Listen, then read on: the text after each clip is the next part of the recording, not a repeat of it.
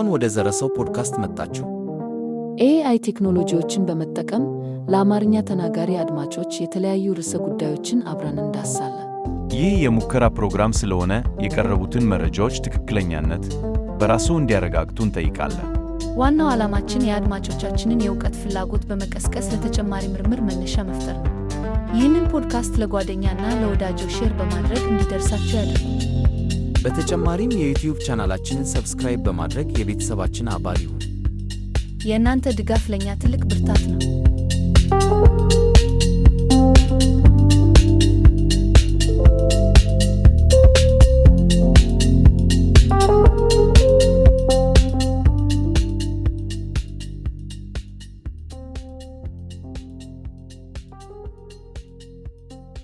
ሰላም ለሁላችሁ።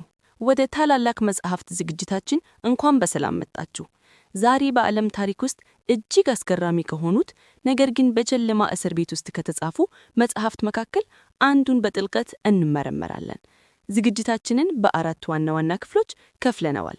በዚህ በመጀመሪያው ክፍላችን የቦኤቲየስን ማንነት፣ የሕይወት ታሪክ እና ስለ እርሱ የሚነገሩ አስገራሚ እውነታዎችን እንመለከታለን። አብራችሁን ቆዩ። ማንነቱ። ቦኤቲየስ ማን ነበር? ሙሉ ስሙ አኒሲየስ ማኒሊየስ ሴቬሪኑስ ቦኤቲየስ ይባላል። የተወለደው በ480 ዓመተ ምህረት ገደማ በጥንታዊቷ የሮም ከተማ ነው። ቤተሰቡ በሮማ ግዛት ውስጥ ለዘመናት ከፍተኛ ስልጣን፣ ክብር እና ሀብት የነበራቸው ታዋቂ ባላባቶች አሪስቶክራቶች ነበሩ።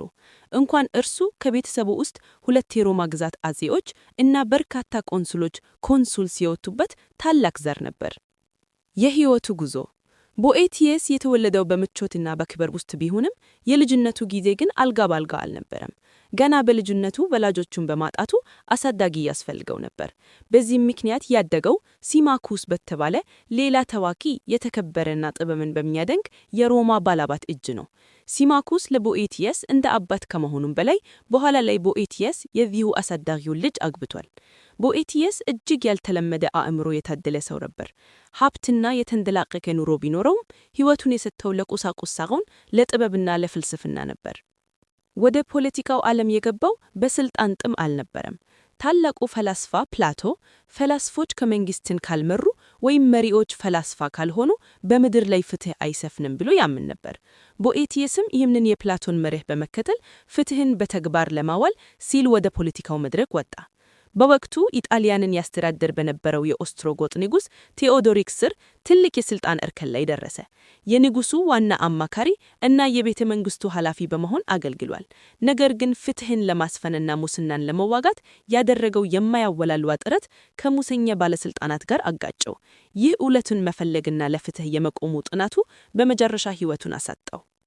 ስለ ቦኤቲየስ 3 አስገራሚ እውነታዎች። ስለ ቦኤቲየስ ስናነሳ እነዚህን ነጥቦች መዘንጋት የለብንም። የዘመናት ድልድይ the last of the Romans። ቦኤቲየስ በአውሮፓ ታሪክ ውስጥ የመጨረሻ ሮማዊ በመባል ይታወቃል።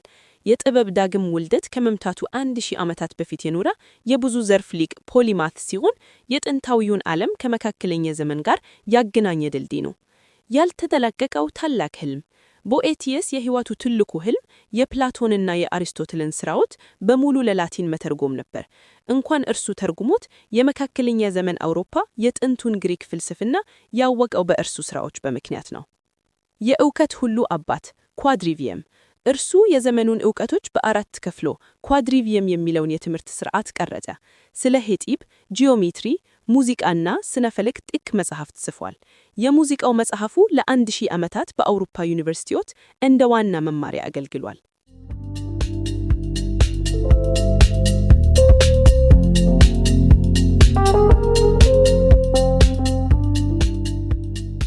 ተመልሰናል። በመጀመሪያው ክፍላችን የቦኤቲየስን ማንነት፣ የልጅነት ጊዜውንና የነበረውን አስገራሚ የአእምሮ ልዕልና ተመልክተናል።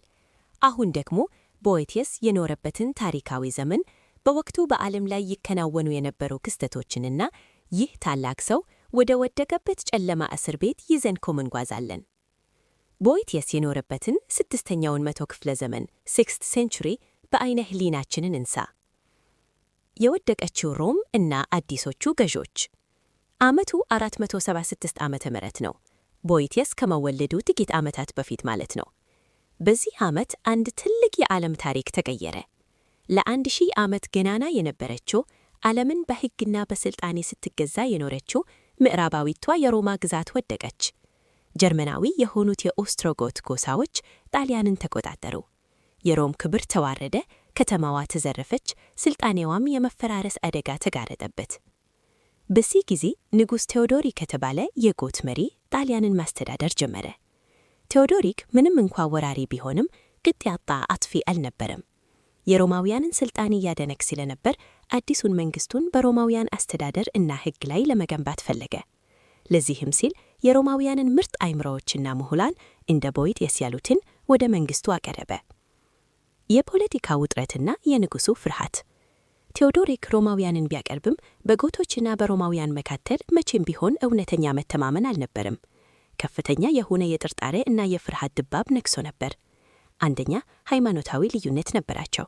ሮማውያን የካቶሊክ እምነት ተከታዮች ሲሆኑ ጎቶች ደግሞ አርያኒዝም የተባለ ሌላ የክርስትና ዘርፍ ይከተሉ ነበር። ሁለተኛ፣ በምስራቅ በኩል ሌላ ኃይለኛ የሮማ ግዛት ቁስጥንጥንያ ቢዛንታይን ኤምፓየር ነበረች። ንጉሥ ቴዎዶሪክ እያረጀ ሲመጣ ይህ የተፈጥሮ ልዩነትና የሥልጣን ስጋት ወደ እብደትና ከባድ ፓራኖያ ተቀየረ። ሮማውያን ምሁራን ከምስራቁ የሮማ ግዛት ቁስጥንጥንያ ጋር በማበር ሊገለብጡኝ ነው፣ እኔን አውርደው የጥንቷን ሮም ሊመልሱ ነው ብለው ክፉኛ ፈራ። የቦይቴስ ውደቀት። በዚህ የፖለቲካ ፍርሃትና ጥርጣሬ ውስጥ ቦይቴስ ዋነኛ ሰለባ ሆነ። በቤተ መንግሥቱ ውስጥ ፍትሕን ለማስፈንና ድሆችን ከሙሰኞች ለመጠበቅ የሚያደርገው ጥረት ሌሎች ባለሥልጣናትን ስላስቆጣ ጠላቶቹ አጋጣሚውን ተጠቀሙበት። በቦይቴስ ላይ የክህደት ክስ ተመሠረተበት።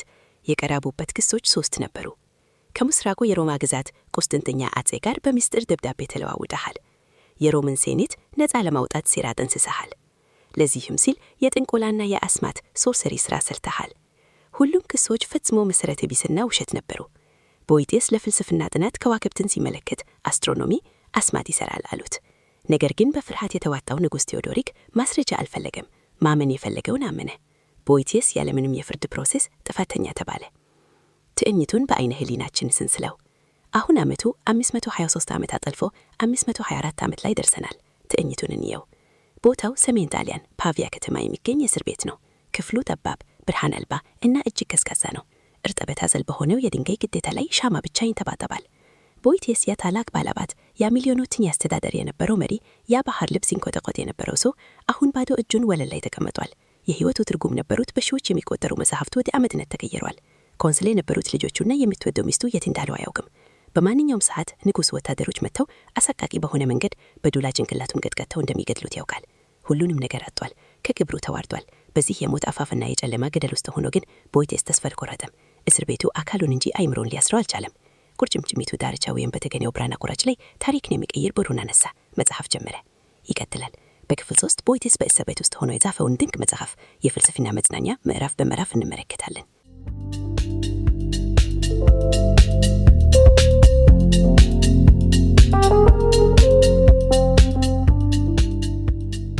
በክፍል 2 ቦይቴስ ክብሩን ተገፎ ንብረቱን ተነጥቆ አሰቃቂ የሞት ፍርድ እየጠበቀ በፓቪያ ከተማ በሚገኝ ጨለማ እስር ቤት ውስጥ መውደቁን አይተናል። አሁን ደግሞ በዚያ ጨለማና ጭንቀት ውስጥ ሆኖ ታሪክን ከቀየሩ መጽሐፍት መካከል አንዱ የሆነውን የፍልስፍና መዝናኛ The Consolation of Philosophy የተሰኘውን መጽሐፉን እንዴት እንደጻፈና ምን እንዳስተማረን አብረን እንከፍታለን። ይህ መጽሐፍ በመካከለኛው ዘመን አውሮፓ ከመጽሐፍ ቅዱስ ቀጥሎ እጅግ ተወዳጅና በስፋት የተነበበ ሥራ ነበር።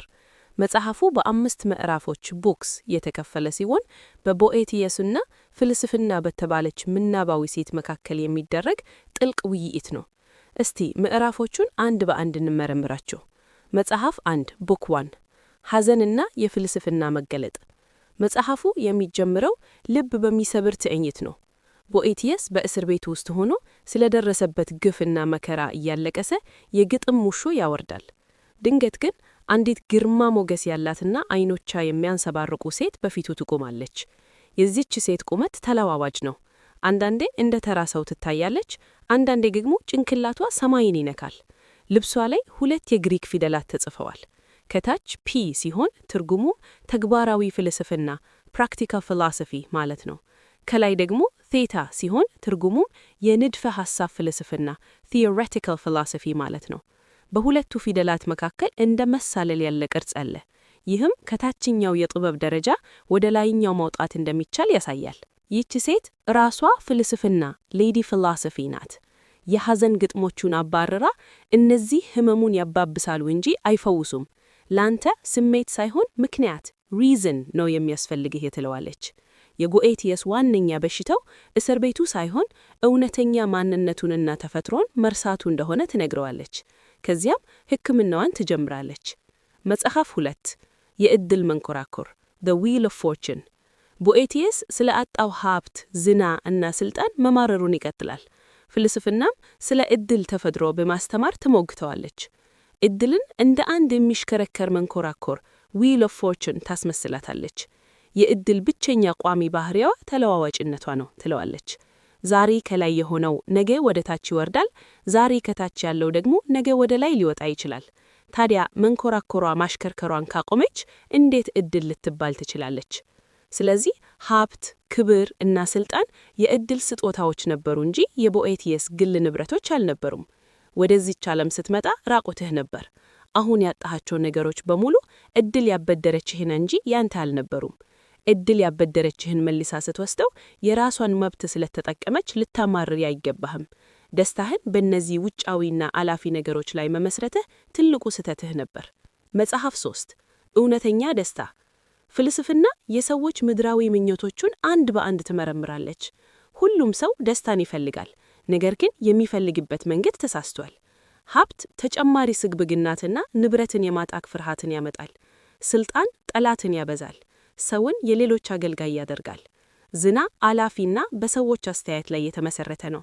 ስጋዊ ደስታ ደግሞ በጸጸትና በህመም ይጠናቀቃል። እነዚህ በሙሉ እውነተኛ ደስታን ሊሰጡ አይችሉም። እውነተኛ ፍጹም እና ዘላቂ ደስታ የሚገኘው አላፊ በሆኑ ነገሮች ሳይሆን በእጅግ የላቀው መልካምነት the supreme good ውስጥ ብቻ ነው። ያ የላቀ መልካምነት ደግሞ ራሱ እግዚአብሔር ነው። ወደ ውስጣዊ እውነት ማተኮር ማንም ዕድልም ሆነ ንጉስ ሊወስደው የማይችለውን ሀብት ማግኘት ነው። መጽሐፍ 4 የክፉዎች ዕጣ የክፋት ችግር።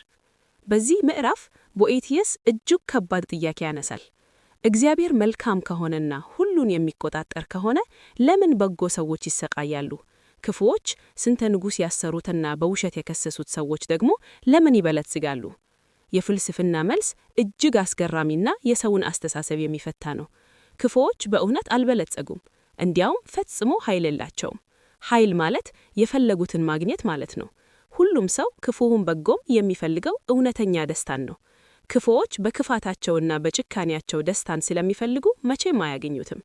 በተጨማሪም ክፋት ሰውን ከሰውኛ ተፈጥሮ አውርዶ ወደ አውሬነት ስለሚቀይረው ትልቁ ቅጣታቸው ራሱ ያደረጉት ክፋት ነው። በሌላ በኩል ለበጎ ሰዎች መከራ ሲመጣባቸው መከራው ለበጎ ሰዎች እንደ ትምህርት፣ ፈተና እና ወደ እውነተኛው እውነት መገስገሻ መንገድ ሆኖ ያሰለግናል። መጽሐፍ 5 ነጻ ፈቃድና መለኮታዊ እውቀት። ይህ የመጨረሻው ምዕራፍ የፍልስፍናው ማዕከልና እጅግ ጠቅል ያለ ቁብልን ነው። ቦኤቲየስ አእምሮን የሚያስጨንቅ ጥያቄ ያነሳል።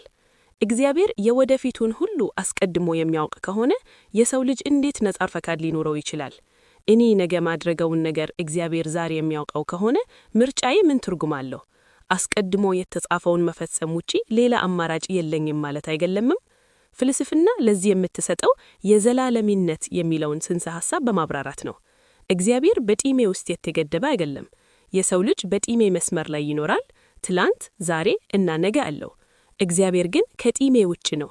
ለእርሱ ሁሉም ነገር አሁን eternal present ነው። ልትረዳው እንዲቀልህ እንዲህ አስበው። አንተ ከፈፍ ባለ ተራራ ላይ ቆመህ ከታች በሜዳው ላይ አንድ ሰው ሲራመድ ብታይ ሰውየው ወዴት እንደሚሄድ ታያለህ። ነገር ግን አንተ ስላየኸው አይደለም ሰውየው በዚያ መንገድ የሚሄደው፣ እርሱ በራሱ ፈቃድ ስለመረጠ ነው። ልክ እንደዚሁ እግዚአብሔር የነገን ምርጫህን ዛሬ ያየዋል እንጂ አያስገድድህም።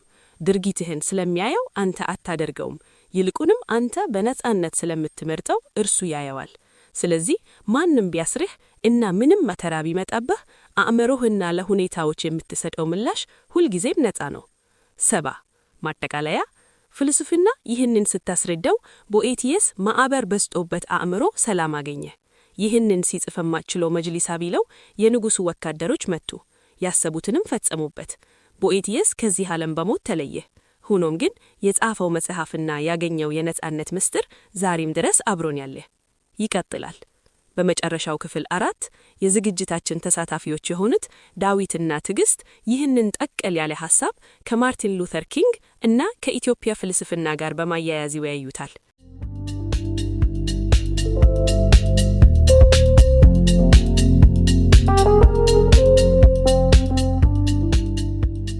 ሰላም አድማጮቻችን፣ እኔ ዳዊት ነኝ። እኔ ደግሞ ትዕግስት ነኝ። ሳባ እስካሁን ድረስ ስለ ቦኤቲየስ ማንነት፣ ስለ ኖረበት ዘመን እንዲሁም በእስር ቤት ሆኖ ስለ ጻፈው የፍልስፍና መጽናኛ ስለተሰኘው ድንቅ መጽሐፍ ስታብራራልን ቆይታለች። ሳባን በጣም እናመሰግናለን።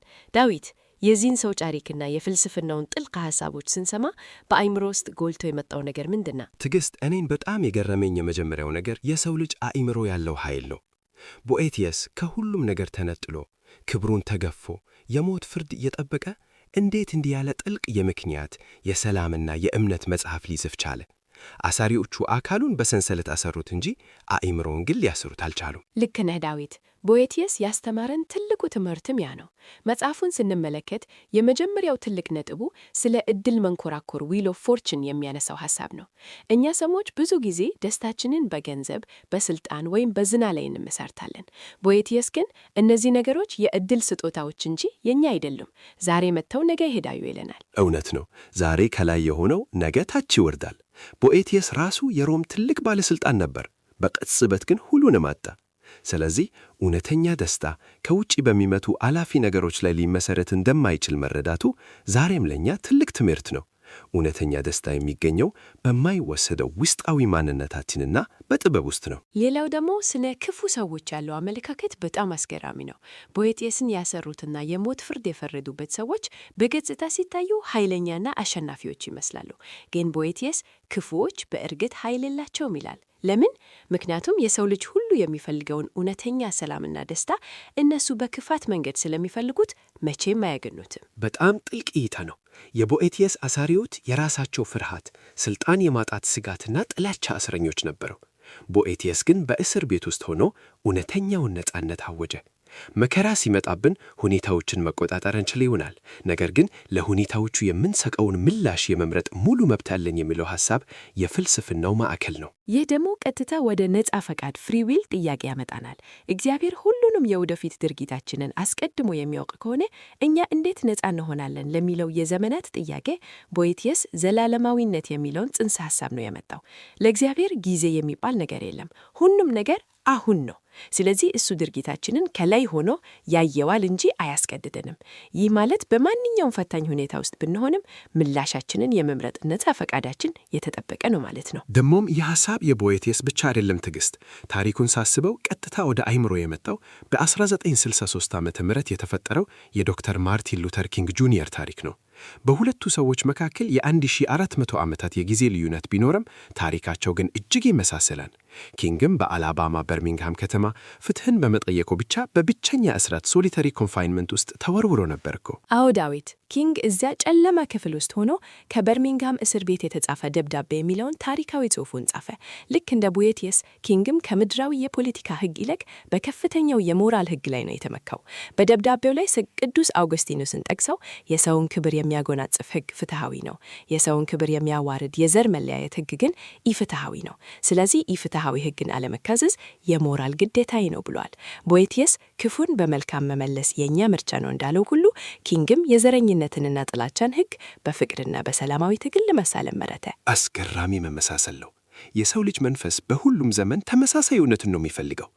እስቲ ይህንን ሐሳብ ደግሞ ወደ እኛም ታሪክ እናምጣው። በኢትዮጵያንስ ይህን የመሰለ ፍልስፍናዊ ጥልቅ መከራን ወደ ጥበብ የቀየረ ታሪክ የት እናገኛለን? የቦኤቲየስን ውስጣዊ ነጻነትና መገለል ስናስብ የ17ኛው መቶ ክፍለ ዘመን የኢትዮጵያ ፍልስፋ የሆነውን ዘርዓ ያዕቆብን ማስታወስ ግድ ይለናል። ዘርዓ ያዕቆብም በዘመኑ ከነበሩት የሃይማኖት ክርክሮችና የፖለቲካ ውጥረቶች ሸሽቶ ተከዜ ወንዝ አካባቢ በሚገኝ ዋሻ ውስጥ ለ2 ዓመታት ተደብቆ ኖሯል። የእርሱም ዋሻ ልክ እንደ ቦኤቲየስ እስር ቤት ነበር ብንል አናጋንምም። በእርግጥ ዘርዓ ያዕቆብ እዚያ ዋሻ ውስጥ ሆኖ ልክ እንደ ቦኤቲየስ እውነተኛ ደስታ ምንድን ነው? ትክክለኛውስ እምነት የትኛው ነው ብሎ በምክንያት አሰላሰለ። በሐተታ በተሰኘው መጽሐፉ ሁሉንም ነገር በምክንያት መመርመር አለብን፣ እግዚአብሔር የሰጠን አእምሮ ነው ትልቁ መብራታችን ብሎ ጻፈ።